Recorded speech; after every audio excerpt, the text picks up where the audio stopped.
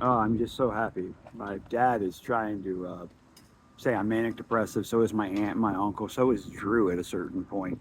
They were trying to come up with some sort of mental disorder as they destabilized my life. They asked me, "Where do you want to live?" At Forest Street, the house I've been repairing, the house I paid off most of my life, the house I was always planning on using to leverage for opening my own restaurant with the banks after it was paid off. And they said, "No, you can't live there." I was like, well, "Okay, I'm living there. I'm going to renovate it." I like. Then they start selling it, and I'm like, "Okay, I'll stay here at Jack's because I don't have a choice. I can move my license back to Old Jack's Creek." I went 5 times in a year. I changed my driver's license number because I kept talking with crazy people who didn't listen to the first thing that came out of my mouth. I need to live here. I want to get this house done so it's livable by the end of the year. It could be done as quickly as 3 months if we just jump the hoops. I had John Bars as my electrician, who was never really an electrician. He was working with Illuvium, lying to those guys, a AAA game that never ever became AAA and became failed. But that's John.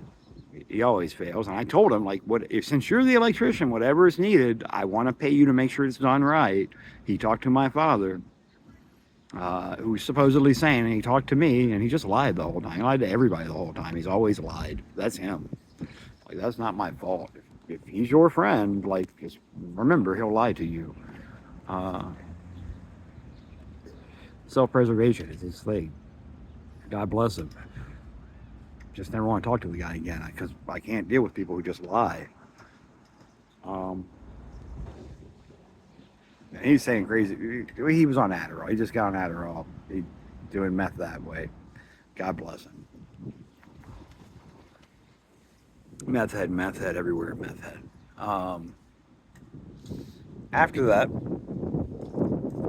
constant destabilizing of moving me back and forth between houses, uh, which that's literally doing that to me. I had to end up crashing at Drew's shitty shed, and he starts videotaping me. And it's not that that just offends me. It's just I've gone out of my way to stop other people from being videotaped when they're in an inebriated state, and that's a problem. When people do that shit to me, I don't really forgive them ever again. I can get into the story of Eddie Kooh Coo, and there's a lot more there and crazy shit he said along the way. But this reality is not like we're going to be developing the thing that I'm talking about that I'm in very shortly here. The simulations on time travel are happening and they're looking promising. That's going to happen here. Given enough time, everything happens. So there's that. That's just my crazy story. That's just my life. That's just what I've experienced. That doesn't make me manic depressive. It might make me delusional to you, but until you can prove that matter is like a solid and not 99.9999% not here, like I don't really care. Like if you have a simulation and reality is working on a different level, I think we can kind of prove that already. I think there are a lot of people who already know.